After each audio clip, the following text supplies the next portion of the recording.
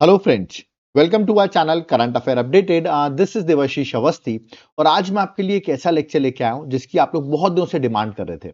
आपने देखा होगा मैंने बजट पर एक डिटेल वीडियो ऑलरेडी बना दिया है। जिसने अभी तक वो लेक्चर नहीं देखा है प्लीज जाकर वो लेक्चर को जरूर देखें, जहां मैंने पूरा बजट का वीडियो बनाया हुआ है। ओके, अब आप लोग की डिमांड थी कि सर जो बजट और इकोनॉमिक सर्वे पे आपने लेक्चर बनाया हुआ है इस पर एमसीक्यू कैसे आएंगे, वो हमको दिक्कत आ रही है कि हम किस तरह एमसीक्यूज बेस में पढ़ें। तो इसीलिए मैं आज आपके लिए जो लेक्चर लेके आया हूं, यहां पर मैं आपके लिए जितने भी टॉप एमसीक्यूज हैं बजट के और इकोनॉमिक सर्वे के, वो दोनों ही डिस्कस करूंगा। करीबन यहां पर टॉप 60 क्वेश्चंस में लेके आया हूं। इस लेक्चर को एंड तक जरूर देखना। मेरा मानना आपके एग्जाम में 5 to 6 क्वेश्चन सिर्फ इसी लेक्चर से आ जाएंगे। ओके, इसलिए लेक्चर आपके लिए बहुत ज्यादा इंपॉर्टेंट होगा और ए टू जेड एवरीथिंग जो मैंने यहां पर कवर कर दी है। अगर बजट आपने पढ़ा है तो ये आपको लेक्चर बहुत आसान लगेगा, और अगर बजट नहीं भी पढ़ा है स्टिल आपको सारे फैक्ट्स जो है यहां पर क्लियर हो जाएंगे। ओके, तो चलिए स्टार्ट करते हैं। बजट 2025 के टॉप एमसीक्यूज को डिस्कस करते हैं। ओके, देखिए स्टार्ट करने से पहले मैं आपको अपनी बुकलेट के बारे में बताना चाहता हूं, that is 7 month current affairs. Okay, ये बुकलेट आप देखिए जुलाई से लेके जनवरी तक की हमने बुकलेट बनाई हुई है ना। मतलब जुलाई से लेके पूरी जनवरी 7 महीने की पूरी करंट अफेयर्स आपको एक सिंगल बुकलेट में अवेलेबल हो जाएगी। यहां पर आप देखिए करीबन 15 पॉइंट्स में हमने बुकलेट को डेवलप किया हुआ है। ठीक है, और ये बुकलेट एग्जाम पर्सपेक्टिव से बहुत ज्यादा इंपॉर्टेंट है। 15 पॉइंट्स हैं यहां पर। ठीक है, और ये 110 पेज की बुकलेट है ना। और पुरानी करंट अफेयर्स हमसे पढ़ी नहीं जाती, तो देखिए पुरानी करंट अफेयर्स आपको यहां पर पूरी अवेलेबल हो जाएगी। कैसे मिलेगी, ये आपको मेरा व्हाट्सएप नंबर दिख रहा है, इस पर आप व्हाट्सएप करिए, मैं आपको इसकी डिटेल्स दे दूंगा। और अगर आप एप्लीकेशन से बाय करना चाहते हैं तो एप्लीकेशन का नाम है देवाशीष क्लासेस। आप वहां से डाउनलोड कर लेना एप्लीकेशन। डिस्क्रिप्शन बॉक्स में मैंने लिंक दिया हुआ है, वहां पर जाना, आपको ये कोर्स मिलेगा, करंट अफेयर्स का कोर्स मिलेगा। ओके, इसको आप ज्वाइन कर लेना क्योंकि यहां पर आपको नोट्स भी मिलेंगे, प्लस आपको यहां पर मैं क्लासेस भी दे दूंगा, और प्लस आपको महाकुंभ चल रहा है तो 40% फ्लैट ऑफ भी प्रोवाइड कर दिया जाएगा।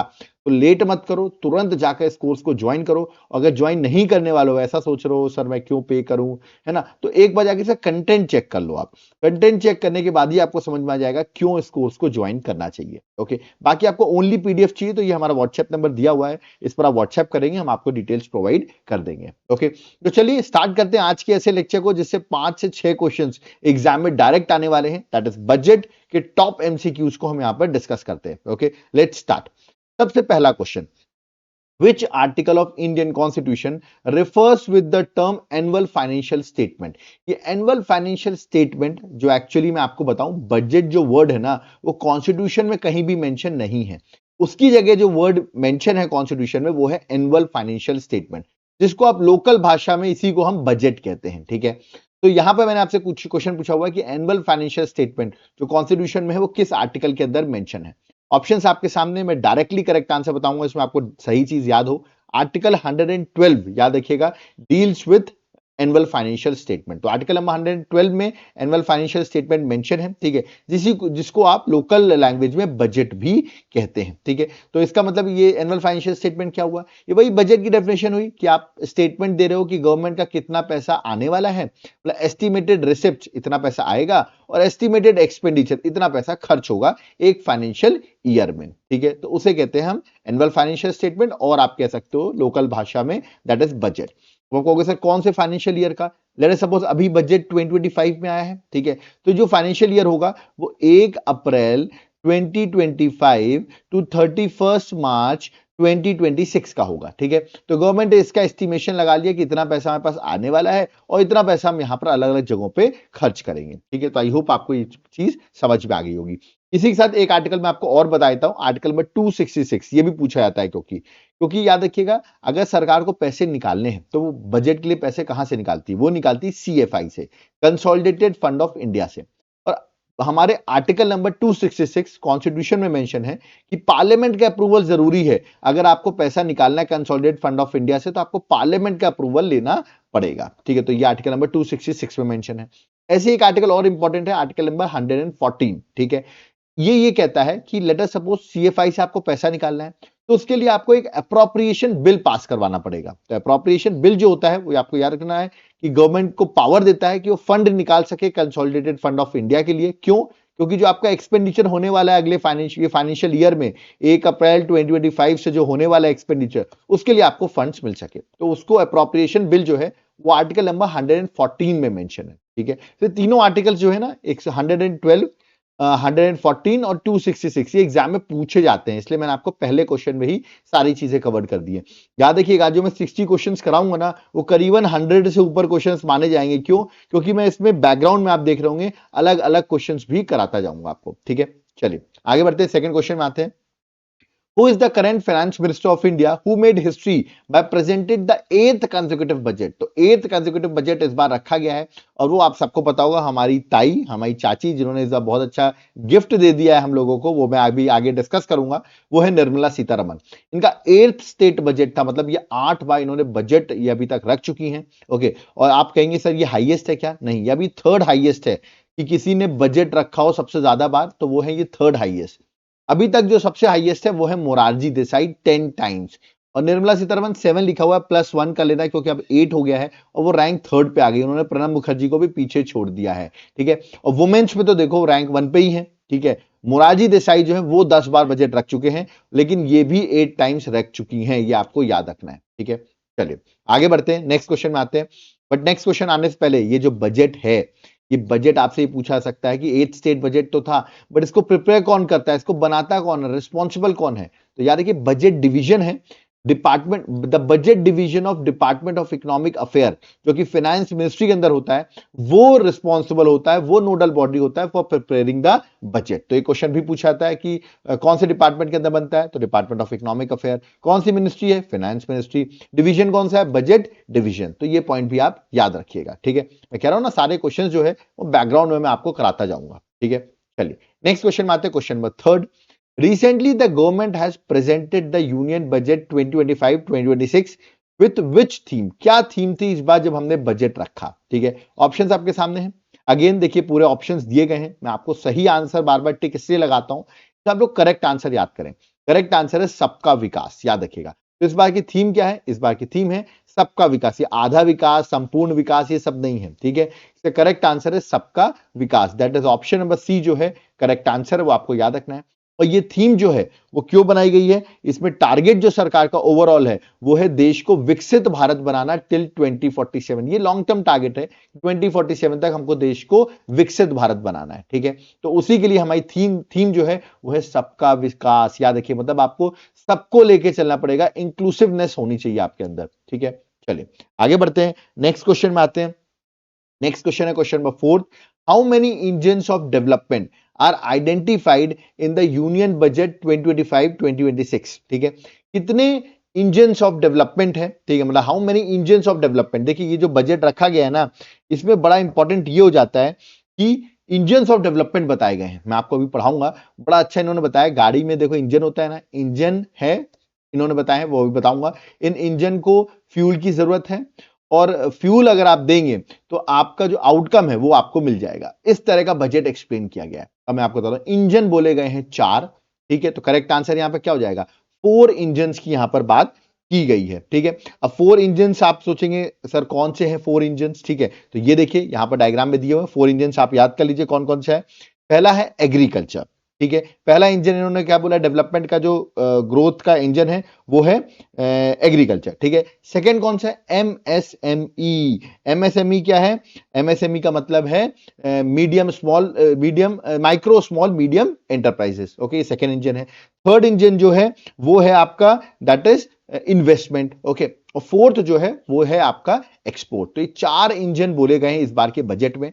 और ये जो फ्यूल है ना, वो बोला इंजन में फ्यूल डालना है, तो फ्यूल होगा आपका रिफॉर्म्स। ओके, जो आपको रिफॉर्म्स लाने पड़ेंगे, और आउटकम क्या होगा? आउटकम होगा आपका विकसित भारत। तो ये बड़ा आसान है इस बार का बजट को याद करना, मैं तो एक सिंपल वर्ड्स में याद कर लिया है। ठीक है, आई होप आपको भी समझ में आ गया होगा कि इंजन, फ्यूल एंड आउटकम, ये इस बार का 3 बजट को याद करने का ट्रिक है। ओके, तो चारों इंजन आई थिंक आपको याद रहेगा, agriculture, MSME, investment and export. Okay, अब एक और बात इस बार बोली गई है। ठीक है, देखिए यहां पर लिखा भी है, this sector will act growth engine, इसको फ्यूल करिए रिफॉर्म्स के साथ, और आपको क्या मिलेगा? फाइनली विकसित भारत मिल जाएगा। एक बड़ी अच्छी बात इस बार पोएट की है जो निर्मला सीतारमन जी ने बोली, वो मैं आपको बता देता हूं। तेलुगु पोएट जो है जिनका नाम है श्री गुराजादा अप्पा राव। ओके, इन्होंने क्या बोला हुआ है, इनकी एक लाइन है जो कोट की गई है, a country is not just it's soil, a country is it's people. याद रखिएगा, मतलब कंट्री सिर्फ सॉइल की नहीं है, मतलब आपकी मिट्टी नहीं है, इसमें आपके लोगों का भी इन्वॉल्वमेंट है। यार कंट्री वो है जिसमें लोगों का इन्वॉल्वमेंट होता है। तो इस बार देखिए लोगों पर बड़ा फोकस भी किया गया है इस बजट में। ठीक है, चलिए नेक्स्ट क्वेश्चन में आते हैं। Question number 5, the union budget 2025-2026 proposes development measures focusing on which group. तो किस ग्रुप पे फोकस करने की बात की गई है डेवलपमेंट मेजर्स? यहां पर बात की गई है 4 कास्ट के बारे में। मैं हिंट दे रहा हूं, ठीक है। अब आप कहेंगे सर कास्ट, कास्ट सिस्टम की बात कर रही है बीजेपी गवर्नमेंट। बीजेपी तो कास्ट सिस्टम की बात नहीं करती है, ठीक है। तो ये कैसे बात कर रही है? देखिए यहां पर बोला गया जो 4 कास्ट है जिस पर फोकस किया जाएगा वो है आपका दैट इज गरीब, दूसरा है यूथ, थर्ड है अन्नदाता और फोर्थ है नारी। इंग्लिश में अगर मैं बोलूं तो गरीब मींस पुअर पीपल, यूथ तो यूथ हो गया, अन्नदाता फार्मर्स और नारी मींस वुमेन। तो इन्होंने बोला हमारे यहाँ 4 कास्ट है, ठीक है, उन पर हम फोकस कर रहे हैं। गवर्नमेंट भी देखिए किस तरह कास्ट सिस्टम जो है उसको खत्म करने की कोशिश कर रही है और इस तरह वर्ड चूज करेगी, गरीब, यूथ, अन्नदाता और नारी। ये हैं 4 एरिया जिस पर हमारी फोकस रहेगा। तो correct answer option number C है। ओके, चलिए आगे बढ़ते हैं। नेक्स्ट क्वेश्चन नंबर 6 में आते हैं। Union budget 2025-2026, how many low agriculture productive district, क्या रखिए, low agriculture productivity district will be covered under Pradhan Mantri Dhan धान्य कृषि योजना। याद रखिएगा, धन धान्य कृषि योजना के अंदर, प्राइम मिनिस्टर धन धान्य कृषि योजना के अंदर कितने डिस्ट्रिक्ट से लो एग्रीकल्चर प्रोडक्टिव डिस्ट्रिक्ट को कवर किया जाएगा? देखिए जो लो एग्रीकल्चर डिस्ट्रिक्ट प्रोवाइड होते हैं उनको इस स्कीम के अंदर लाया जाएगा, उनकी एफिशिएंसी बढ़ाई जाएगी। तो टोटल 100 डिस्ट्रिक्ट्स की बात की गई है। यहां आप देख सकते हैं प्रधानमंत्री धन धान्य कृषि योजना जो है, यहां पे बोला गया हम एग्रीकल्चर डिस्ट्रिक्ट प्रोग्राम डेवलप करेंगे and developing agriculture district program, और इसमें करीबन 100 डिस्ट्रिक्ट्स को कवर किया जाएगा, है ना। जहां पर आप देख सकते हैं जो अंडर डेवलपमेंट मतलब लो एग्रीकल्चर प्रोडक्टिविटी है जिन डिस्ट्रिक्ट्स में, उनको डेवलप किया जाएगा, जिससे कि करीबन 1.7 करोड़ फार्मर्स का बेनिफिट भी होगा। ठीक है, तो ये आपको याद रखना है, 100 डिस्ट्रिक्ट्स की बात की गई है। तो correct answer option number C है, दैट इज 100। ओके, चलिए, है ना। और ये है क्या, योजना क्या है? एक तरीके से इंडियन एग्रीकल्चर जो है उसको मॉडर्नाइज करने की बात की जा रही है। तो जो ऐसे स्टेट्स, ऐसे डिस्ट्रिक्ट जहां लो प्रोडक्टिविटी है, क्रॉप इंटेंसिटी मॉडरेट है, क्रेडिट अवेलेबिलिटी बिलो एवरेज है, तो उन डिस्ट्रिक्ट्स को स्पेशली टारगेट करके उनको आगे बढ़ाया जाएगा इस स्कीम के अंदर। ओके, चलिए नेक्स्ट क्वेश्चन में आते हैं। क्वेश्चन नंबर 7, आत्मनिर्भरता इन पल्सेस मिशन, ठीक है, announce in the union budget, focus on which pulses, किस पल्सेस पे फोकस किया गया है इस पल्स मिशन में? देखिए पल्स मिशन में बोला गया है कि सरकार 6 साल के अंदर, ठीक है, एक 6 ईयर का मिशन चलाएगी वो तुर, उड़द और मसूर। तो करेक्ट आंसर ऑप्शन ए है। देख सकते हैं 6 ईयर का मिशन लॉन्च किया जाएगा, स्पेशल फोकस रहेगा तुर, उड़द और मसूर दाल पर, ठीक है। तो इन पर फोकस रहेगा, इन पल्सेस पे फोकस रहेगा। और आपको भी पता होगा आज के डेट में हम पल्सेस बहुत ज्यादा इंपोर्ट करते हैं, ठीक है। तो हमें ये इंपोर्ट हटाना है और हमें क्या है, इंपोर्ट हटाना, हमें आत्मनिर्भर बनना है पल्सेस में। तो उसी के लिए 6 ईयर का मिशन जो है वो लॉन्च किया जा रहा है, जिसपे स्पेशल फोकस रहेगी तुर, उड़द और मसूर पर। तो correct answer option number A है, 6 ईयर आत्मनिर्भरता program for pulses, focus on तुर, उड़द एंड मसूर। Okay, next question, question number 8, what is the new enhanced Kisan credit limit as per union budget 2025? Okay, तो किसान क्रेडिट कार्ड की जो limit थी अब वो क्या हो गई है, नई लिमिट क्या हो गई है? तो वो हो गई है 5 लाख रुपीस। मतलब किसान क्रेडिट कार्ड की जो लिमिट पहले 3 लाख रुपए थी उसको बढ़ा के सरकार ने 5 लाख रुपीस कर दी है, याद रखिएगा। और किसान क्रेडिट कार्ड क्या होता है? ऑफकोर्स किसानों को एक तरीके से शॉर्ट टर्म लोन्स जो हैं वो प्रोवाइड होते हैं। तो यहां पर अब आपकी लिमिट हो गई है 5 लाख रुपीस। ओके, तो ये आपको याद रखना है, ये स्कीम सरकार ने 1998 में लॉन्च की थी। एक लोन स्कीम है जहां फार्मर्स को क्रेडिट मिलता है for agriculture and allied activities. Okay, तो ये आपको एग्जाम पर्सपेक्टिव से याद रखना है। चलिए आगे बढ़ते हैं। Next, what is the duration of mission of cotton productivity announced in union budget 2025-2026? तो मैंने पूछा what is the duration of mission for cotton productivity, ठीक है। तो यहां पर आप देख सकते हैं ये सरकार ने, आप देख सकते हैं कॉटन की क्या बात की है, यहां कॉटन प्रोडक्टिविटी की बात की गई है। बोला गया है 5 ईयर मिशन सरकार करेगी to facilitate improve productivity and sustainable of what, that is cotton farming. तो कॉटन फार्मिंग लिए कितने साल का मिशन सरकार लॉन्च करने वाली है? 5 ईयर मिशन। तो करेक्ट आंसर क्या हो जाएगा? ऑप्शन नंबर ए, 5 ईयर मिशन। तो ये भी आपको एग्जाम के लिए याद रखना है, ठीक है। तो यहां पर आप एक तरीके से चैलेंजेस जो हैं वो यहां पर आप टैकल करेंगे, ठीक है। कॉटन का प्रोडक्शन बढ़ाएंगे, आपको भी पता हो कॉटन जो है वो ब्लैक सॉइल में लगाई जाती है। ओके, चलिए नेक्स्ट में आते हैं, बट उससे पहले आप मुझे कमेंट बॉक्स में बताइए, क्वेश्चन मैं आपको दे रहा हूं, कॉटन का सबसे ज्यादा प्रोडक्शन किस स्टेट में होता है? ठीक है, हिंट दे दी मैंने, ब्लैक सॉइल में ये लगती है। आप मुझे बताइए कॉटन का सबसे ज्यादा प्रोडक्शन किस स्टेट में होता है, ये आप मुझे कमेंट बॉक्स में मेंशन करेंगे। ओके, चलिए next question, question number 10, in which makhana board will be establish? ये मैंने पूछा है, मखाना बोर्ड जो है वो स्टैब्लिश किया जा रहा है, किस स्टेट में स्टैब्लिश करेंगे? देखिए मखाना जो है वो मैं आपको दिखा देता हूं, मखाना आप सबने शायद खाया होगा, इसको जीआई टैग मिला था 2022 में बिहार में, याद रखिएगा। तो बिहार को जीआई टैग मिला हुआ मखाना का 2022 में, इसलिए बिहार में ही मखाना बोर्ड जो है वो स्टैब्लिश किया जाएगा। तो correct answer that is option number B, Bihar. Okay, तो ऑफकोर्स ये अभी आपको पता होगा बिहार में इलेक्शंस भी हैं। ओके, और ये मखाना बोर्ड क्या करेगा? आपका production, processing, value addition, marketing of makhana जो है ये सब स्टैब्लिश होगा because of this makhana board. Okay, चलिए आगे बढ़ते हैं, नेक्स्ट क्वेश्चन में आते हैं, that is question number 11, under micro enterprises credit card. अब ये क्या है ये बताता हूं मैं आपको। Under micro enterprises credit card, how much credit facility will be provided for micro entrepreneurs? याद रखिएगा, मतलब जो छोटे बिजनेसमैन हैं उनको बिजनेस स्टार्ट करना है, तो जिस तरह किसान क्रेडिट कार्ड में सरकार लोन प्रोवाइड कर रही है किसानों को, वैसे ही बिजनेसमैन को भी, जो छोटे मोटे बिजनेस स्टार्ट करेंगे, माइक्रो एंटरप्राइजेस के बिजनेस स्टार्ट करेंगे, उनको भी माइक्रो एंटरप्राइजेस क्रेडिट कार्ड जो है वो दिया जाएगा। तो ये नई चीज है।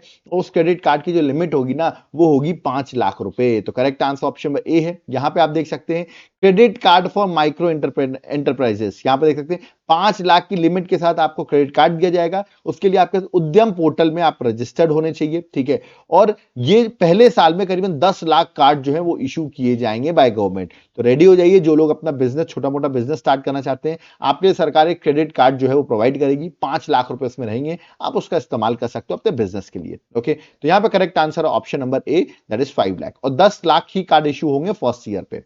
Okay, next question, question number 12, what is the expected job creation under the scheme for leather and footwear? ठीक है, तो मैंने पूछा है लेदर और फुटवियर पे सरकार ने फोकस किया इस बार के बजट में, 2025 के बजट में, तो कितनी जॉब क्रिएशन की बात की गई है under the scheme of leather and footwear, जो सरकार ने बोला है? तो सरकार ने बोला करीबन 22 लाख जॉब क्रिएट होंगी। तो करेक्ट आंसर ऑप्शन ए है। यहां देख सकते हैं सरकार ने फोकस क्या किया है, और आपको भी पता होगा ये लेदर और फुटवियर एक लेबर इंटेंसिव सेक्टर है। लेबर इंटेंसिव सेक्टर मतलब बहुत सारे लोग इसमें वर्क करते हैं। देखिए ये स्कीम जो है is expected to facilitate employment of 22 lakh person, ठीक है, और करीबन 4 लाख का टर्नओवर भी जनरेट किया जाएगा, और एक्सपोर्ट होगा करीबन 1.1 लाख करोड़ का। याद रखिएगा, तो सरकार का बड़ा अच्छा फोकस है आपका लेदर और फुटवियर इंडस्ट्री पे, तो 22 लाख तक की जॉब यहां पर क्रिएट होगी। तो करेक्ट आंसर क्या है? That is option number A, 22 lakh jobs. Okay, आगे बढ़ते हैं, नेक्स्ट क्वेश्चन में आते हैं, question number 13, where will the national institute of food technology be established as per union budget 2025? तो national institute of food technology जो है सेटअप करने वाली है सरकार, तो कहां पर ये सेटअप करेगी? आपने देखा इस बिहार में बड़ा फोकस किया है सरकार ने। इसका correct answer option number A है, दैट इज बिहार। याद रखिएगा, national institute of food technology, entrepreneurship and management जो है वो आने वाला है आपका बिहार में। तो correct answer option number A, Bihar. Of course इससे एक तरीके से फूड प्रोसेसिंग को बूस्ट मिलेगा, हमारे ईस्टर्न रीजन पर उसका बूस्ट होगा, और बिहार में ये सेटअप किया जा रहा है। ठीक है, चलिए आगे बढ़ते हैं, नेक्स्ट क्वेश्चन में आते हैं, question number 14, how many seats will be added in 5 IITs over the 5 years as per the union budget 2025? देखिए अभी जो बजट आया है उसने बोला इतनी सीट्स जो है वो नए 5 IITs जो हैं उन पर डेवलप की जाएंगी, ठीक है, उतनी सीट्स ऐड होंगी नेक्स्ट 5 years में। तो कितनी सीट्स की बात की है जो ऐड अप होंगी? ऑप्शंस आपके सामने हैं। आपने सुना होगा मेडिकल सीट्स की भी बात की गई, करीबन 10,000 मेडिकल सीट्स भी सरकार बढ़ाने वाली है। ओके, और आईआईटी की सीट्स जो बढ़ेगी वो है 6500 सीट्स। याद रखिएगा, देख सकते हैं यहाँ पे government to add 65 more IIT seats और 10,000 मोर मेडिकल सीट्स। तो मैंने बताया ना, मेडिकल सीट्स 10,000 और आईआईटी की सीट 6500। तो correct answer option number A है, दैट 6500 आईआईटी की नई सीट्स जो है वो एकोमोडेट की जाएगी नए आईआईटीज में। ओके, चलिए, और कितने नए आईआईटीज में? 5 न्यू आईआईटीज में अकोमोडेट करेंगे हम 6500 मोर सीट्स, और मेडिकल सीट्स भी देखिए 10,000 बढ़ाने की सरकार ने नई मेडिकल सीट्स की बात की है। Okay, next question, question number 15, how many Atal tinkering labs will be set up in government schools over the next 5 years as per union budget 2025? Atal tinkering labs क्या होते हैं, याद रखिएगा, स्कूल्स में ऐसे लैब्स क्रिएट किए जाते हैं जिससे कि क्या होता है, बच्चे जो इनोवेशन वगैरह करना चाहते हैं उसमें उनको हेल्प मिल सके, ठीक है। और ऐसे सरकार ने बोला है करीबन 50,000 अटल टिंकरिंग लैब्स जो है वो, याद रखिएगा, स्टैब्लिश किए जाएंगे स्कूल्स में, ठीक है। तो यहां देख सकते हैं 50,000 अटल टिंकरिंग लैब्स जो है गवर्नमेंट स्टैब्लिश करेगी नेक्स्ट 5 ईयर्स में, जिसका एजेंडा क्या होगा कि हम एक साइंटिफिक माइंडसेट डेवलप कर सके अपने यंगर जनरेशन में, क्योंकि ये स्कूल्स में जो होते हैं, गवर्नमेंट स्कूल्स में ये 50,000 अडल्ट टिंकरिंग लैब्स जो है वो स्टैब्लिश किए जाएंगे, ओके, जिससे कि इनोवेशन, एंटरप्रेन्योरशिप जो स्कूल्स में है वो प्रमोट हो सके। Again a very good step by the government, okay. Next question, question number 16, what is the total outlay of Center of Excellence in Artificial Intelligence for Education in Budget 2025? तो अभी इस बार budget में बोला गया है कि सेंटर ऑफ एक्सीलेंस बनाया जाएगा in artificial intelligence for education. Education के लिए आप देखिए एआई का सरकार सेंटर ऑफ एक्सीलेंस बनाने की बात की गई है। तो ये कितने सरकार ने इसमें आउटले रखा हुआ है, ये मैंने आपसे पूछा है। इसमें सरकार का जो आउटले है वो है 500 करोड़ का, याद रखिएगा। देखिए निर्मला सीतारमन ने क्या बोला है centre of excellence in AI, artificial intelligence for education के लिए। उन्होंने बोला हमने ऑलरेडी 2023 में artificial centre of excellence for artificial intelligence for agriculture, health and sustainable cities हमने ऑलरेडी डेवलप किया हुआ था, मतलब हेल्थ, एग्रीकल्चर और सस्टेनेबल सिटीज का। इस बार हम क्या कर रहे हैं, centre of excellence in AI for education setup करेंगे, जिसके लिए 500 करोड़ रुपए, 500 करोड़ रुपीस रखे गए हैं, आउटले रखा गया है। तो ये याद रखें 2023 में ये बात बोली उन्होंने, बट अभी कितना रखा है, अभी एजुकेशन के लिए रखा गया 500 करोड़ का। तो correct answer option number that is A है, 500 crore, okay. Next question, question number 17, where will a new urea plant with a 12.7 lakh metric ton capacity be established to boost agriculture productivity? तो ये metric ton का जो आप देख रहे हैं urea plant जो है वो कहां लगाया जाने वाला है? ऑप्शंस आपके सामने। अब आप सोचोगे सर बिहारी होगा, आप कह रहे हैं हर जगह बिहार में इस बार बड़ा फोकस किया, नहीं, इसका बिहार आंसर नहीं, ये कंफ्यूज करने के लिए रखा है ऑप्शन। ओडिशा भी नहीं है, ओके। सर करेक्ट आंसर है असम। ये क्वेश्चन रखा है कंफ्यूज करने के लिए कि जल्दबाजी में लोग बिहार लगा दें, और करेक्ट आंसर क्या आ जाए, दैट इज असम। असम में जगह है नामरूप जहां पर ये लगाया जाएगा। तो करेक्ट आंसर ऑप्शन ए है असम, ठीक है। ये नामरूप में आपको जगह बता दो, यहां पर है ये नामरूप जगह। ये असम जो है ना, असम के आप देख रहोगे एकदम ईस्टर्न साइड में, आप देखोगे एक्सट्रीम साउथ ईस्ट साइड में, ठीक है। याद देखिए एक्सट्रीम साउथ ईस्ट साइड में आपको ये दिख जाएगा, ठीक है। ये असम का है, जो पटकई हिल्स में सिचुएटेड, उसके फुट हिल्स में ये नामरूप जगह जो है वहां पर सेटअप किया जाएगा। 12.7 लाख मेट्रिक टन का यूरिया प्लांट। तो जल्दबाजी में बिहार मत लगा देना, ओके। नेक्स्ट क्वेश्चन में आते हैं, question 18, how many cancer centres will be established in budget 2025 how many cancer centers will be established in 2025-2026 as per union budget? इस यूनियन बजट के अकॉर्डिंग कितने कैंसर सेंटर्स जो है वो स्टैब्लिश किए जाएंगे, ये मैंने आपसे पूछा हुआ है इस ईयर 2025-2026 में, ठीक है। ऑप्शंस आपके सामने हैं, ठीक है। यहां पर जो सेटअप किए जाएंगे वो 200 सेंटर्स जो हैं वो सेटअप किए जाएंगे। तो करेक्ट आंसर ऑप्शन में बी है। देखिए गवर्नमेंट ने इस डे केयर कैंसर सेंटर्स पे क्या बोला वो मैं आपको बताता हूं। गवर्नमेंट ने बोला है कि हम day care cancer centres develop करेंगे हर डिस्ट्रिक्ट में, in all districts hospitals in the next 3 years. मतलब इन नेक्स्ट 3 ईयर्स सरकार क्या करेगी, जितने भी डिस्ट्रिक्ट हॉस्पिटल्स हैं वहां per day care cancer centres जो है वो डेवलप किए जाएंगे, ठीक है। बट अभी जो सरकार ने एजेंडा रखा है कि 2025 और 2026 तक हम 200 जो हैं सेंटर्स जो हैं वो डेवलप कर लेंगे। तो अभी का एजेंडा है 200 सेंटर्स का, बट ओवरऑल आप देख रहे हैं ऑल डिस्ट्रिक्ट हॉस्पिटल्स में आपको day care cancer centres develop मिलेंगे, ओके। तो यहां पर करेक्ट आंसर ऑप्शन में बी है, दैट इज 200, ओके। चलिए आगे बढ़ते हैं, नेक्स्ट क्वेश्चन में आते हैं, question 19, what is the primary objective of भारतीय भाषा पुस्तक स्कीम? तो भारतीय भाषा पुस्तक स्कीम जो है जो सरकार ने लॉन्च की है, मैंने आपसे पूछा है इसका मेन ऑब्जेक्टिव क्या है, इस बजट में रखा गया है इसके बारे में। इसका मेन ऑब्जेक्टिव क्या है, मैं आपको सीधे करेक्ट आंसर बताता हूं। इसका मेन ऑब्जेक्टिव है providing digital text book in Indian languages, ठीक है। डिजिटल टेक्स्ट बुक को हम इंडियन लैंग्वेजेस में प्रोवाइड करें। अब आप कहेंगे ये क्या होता है, देखिए एक्चुअली क्या होता है, ये स्कीम क्या करेगी, ये ऑफर करेगी स्टडी मटेरियल आपको रीजनल लैंग्वेजेस में मिल पाए, ठीक है। जिससे क्या होगा, अलग अलग लोग लिंग्विस्टिक बैकग्राउंड से आते हैं उनको भी सपोर्ट मिलेगा, ठीक है। तो आपका जो स्टडी मटेरियल रहेगा वो आपको रीजनल लैंग्वेजेस में अवेलेबल मिलेगा। तो इस स्कीम के अंदर डिजिटल टेक्स्ट बुक प्रोवाइड की जाएगी इंडियन लैंग्वेजेस में, ठीक है। तो आप देख रहे हैं डिजिटल टेक्स्ट बुक सरकार प्रोवाइड करेगी अलग अलग रीजनल लैंग्वेजेस में, कि आपके लिंग्विस्टिक बैकग्राउंड कोई भी हो आपको वहां पर हेल्प और सपोर्ट मिलेगा, ओके। चलिए next question, question 28, until which year has Jal Jeevan Mission been extended to achieve 100% coverage? जल जीवन मिशन देखो बताऊं, वैसे टारगेट था 2024 में जल जीवन मिशन का, अब इसको एक्सटेंड कर दिया गया है 2028 तक के लिए। कितने तक के लिए एक्सटेंड कर दिया गया है? 2028 तक के लिए एक्सटेंड कर दिया गया। तो करेक्ट आंसर ऑप्शन में डी है। अब मैं आपको जल जीवन मिशन बता देता हूं ये है क्या, देख सकते हैं। बोला गया 100% कवरेज हो जाएगा जल जीवन मिशन का 2028 तक। देखिए जल जीवन मिशन है क्या? ये मिशन है कि हर घर में टैप के थ्रू, नल के थ्रू पानी आए, ठीक है। ये स्कीम जो है मिनिस्ट्री ऑफ जल शक्ति ने स्टार्ट की थी, ठीक है, 2019 में। इसका एम था कि 55 litre of tap water to every rural household, याद रखिएगा, है ना, रूरल हाउस होल्ड के लिए था। तो 55 litre of tap water to every rural household per capita per day regularly on long term basis by 2024। मतलब आपके घर में 55 लीटर जो है, यानी कि टैप वाटर जो है वो हर एक घर में, रूरल हाउस होल्ड में पर कैपिटा पर डे जो है पानी इतना आना चाहिए टैप वाटर के थ्रू। आपको ऐसे कुएं से पानी लेने की जरूरत नहीं है। तो सरकार का टारगेट तक 2024 तक में से अचीव करेंगे, बट अभी इसको एक्सटेंड कर दिया गया है 2028 तक के लिए। ओके, तो ये पॉइंट भी आपको याद रखना है, ठीक है। ऐसा नहीं है कि जल जीवन मिशन में अभी कुछ डिस्ट्रिक्ट्स और यूटीज जो है वो कंप्लीटली उन्होंने अचीव नहीं किया, अचीव किया है, बहुत सारे स्टेट्स और यूटीज ने भी किया हुआ है, बट 2028 में सरकार ने इसको एक्सटेंड अभी किया हुआ है। Okay, next question number 21, what is the total amount allocated for urban challenge fund? Urban challenge fund के लिए सरकार ने कितना अमाउंट जो है वो एलोकेट किया हुआ है? उसका correct answer option number A है 1 लाख करोड़ रुपीस। तो ए जो है करेक्ट आंसर है। अर्बन चैलेंज फंड क्या है? देखिए ये एक तरीके से फंड जो है वो सिटीज को, याद रखिएगा, उसको रीडेवलप करना, वाटर सैनिटेशन इनिशिएटिव्स स्टार्ट करना, एक तरीके से सिटीज को ग्रोथ हब डेवलप करना, इस तरह डेवलप करना, उसके लिए अर्बन चैलेंज फंड जो है सरकार ने 1 लाख करोड़ का कॉर्पस बनाने की बात की है।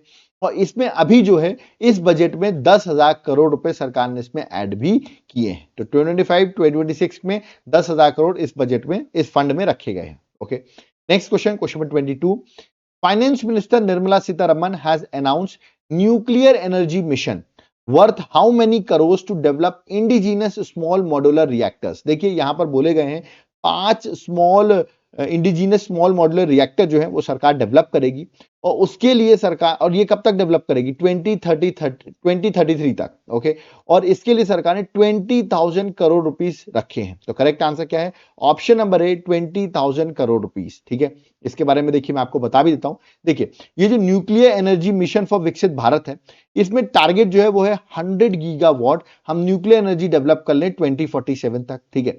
और इसके लिए nuclear energy mission for research and development of small modular reactor will be launch, जिसको लॉन्च किया जाएगा, जिसके अंदर 5 इंडिजीनियसली डेवलप रिएक्टर्स बनाए जाएंगे 2033 तक। ओके, 2033 तक, है ना। और उसके लिए सरकार ने 20,000 करोड़ का आउटले रखा है। तो ये क्वेश्चन पूछ सकते हैं कि कब कितने इंडिजीनियस स्मॉल मॉड्यूलर रिएक्टर्स बनाए जाएंगे? तो वो है 5। कब तक? 2033 तक। तो ये भी चीजें आपको याद रखनी है। ओके, चलिए आगे बढ़ते हैं। Next question number 23, how many new destinations are targeted under the UDAN scheme to enhance regional connectivity?